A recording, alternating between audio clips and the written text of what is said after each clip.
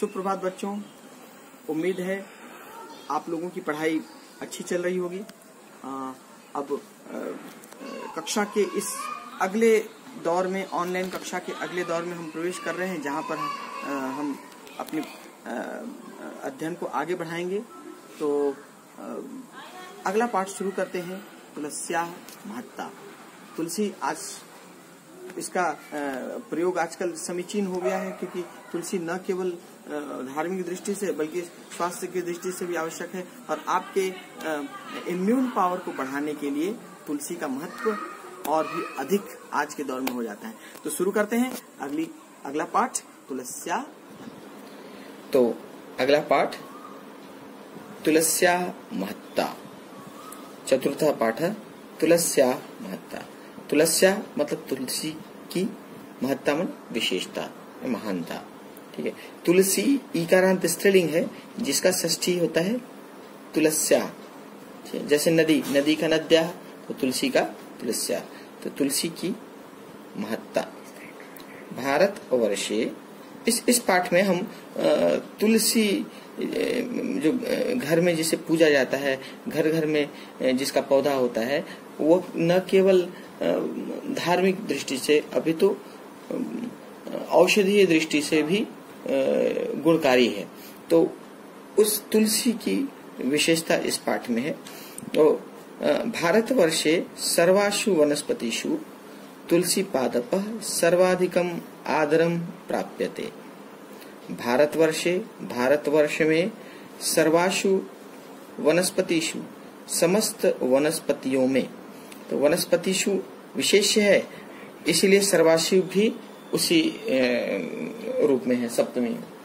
तो भारतवर्ष में समस्त वनस्पतियों में तुलसी पादप, तुलसी का पौधा, सर्वाधिकम सबसे अधिक, आदरम प्राप्यते आदर प्राप्त करता है। भारतवर्ष में समस्त वनस्पतियों में तुलसी का पौधा सबसे अधिक आदर प्राप्त करता है। अस्मिन् पादपे असंख्याः गुणाः सन्ति। अस्मिन् पादपे, फिर यहाँ पादपे विशेष्य है और अस्मिन् उसका विशेषण है। पादपे सप्तमी का एक वचन, तो अस्मिन् भी सप्तमी के एक वचन में। तो अस्मिन् पादपे, इस पौधे में असंख्याः गुणाः सन्ति। असंख्या माने अनगिनत, गुणाः सन्ति गुण हैं। इस पौधे में अनगिनत गुण हैं। अस्य काष्ठम पत्राणि च स्वास्थ्यकारिणी रोगरोधकानि आयुष्य वर्धकानि च विद्यन्ते। अस्य काष्ठम, इसकी लकड़ी, पत्राणि पत्ते, स्वास्थ्यकारिणी माने स्वास्थ्य प्रदान करने वाले, रोग रोधकानि रोगों को दूर करने वाले, आयुष्य वर्धकानि च और आयु को बढ़ाने वाले विद्यन्ते हैं। इसकी लकड़ी, पत्ते, इसकी लकड़ी और पत्ते, पत्राणि च, इसकी लकड़ी और पत्ते स्वास्थ्य बढ़ाने वाले, रोग दूर करने वाले, रोधकानि माने दूर करने वाले, रोग को दूर करने वाले और आयु को बढ़ाने वाले हैं। भागवत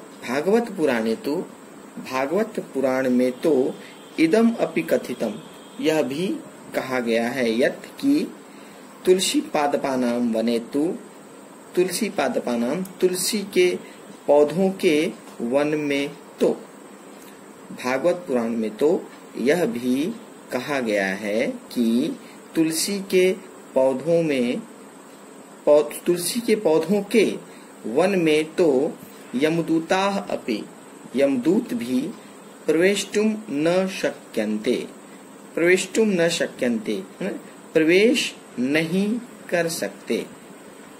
ठीक है। जहाँ पे सक्षम होने का भाव हो, जहाँ पे शक धातु हो, वहां पर हमेशा तुमुन का प्रयोग होता है। जैसे मैं नहीं जा सकता, तो अहम गंतुम न शक्नोमि। उसी प्रकार प्रवेष्टुम न शक्यन्ते, प्रवेश नहीं कर सकते। यमदूता अपि प्रवेष्टुम न शक्यन्ते, यमदूत भी प्रवेश नहीं कर सकते। तत्तु तीर्थ सदृशम, वह तो तीर्थ के समान है। ठीक है, फिर से देखिए वाक्य, भागवत पुराण में तो यह भी कहा गया है कि तुलसी पादपानाम, तुलसी के पौधों के वन में तो यमदूत भी प्रवेश नहीं कर सकते। तत्तु तीर्थ सदृशम, वह तो तीर्थ के समान है। कौन तीर्थ के समान है? तुलसी, तुलसी का वन। ओके, अब देखो अगला श्लोक, तुलसी काननम चैव गृहे यस्य अवतिष्ठति। ये पुराण, भागवत पुराण में ये श्लोक आया है। तुलसी काननम चैव गृहे यस्य अवतिष्ठति, तुलसी काननम माने तुलसी वन, च एव और ही, गृहे घर में, यस्य जिसके, अवतिष्ठति स्थित है, जिसके घर में, यस्य गृहे तुलसी काननम चैव अवतिष्ठति। इसको अन्वय करेंगे तो इस प्रकार होगा, क्या होगा? यस्य यस्य गृहे तुलसी काननम चैव अवतिष्ठति, जिसके घर में तुलसी का वन ही स्थित है, जिसके घर में तुलसी का वन ही स्थित है। तत्गृहम, वह घर, तीर्थभूतम तीर्थ के समान है। ही न आयांति यम किंकरा, तत्गृहम तीर्थभूतम, वह घर तीर्थ के समान है। न आयांति, आयांति माने प्रवेश कर सकते हैं।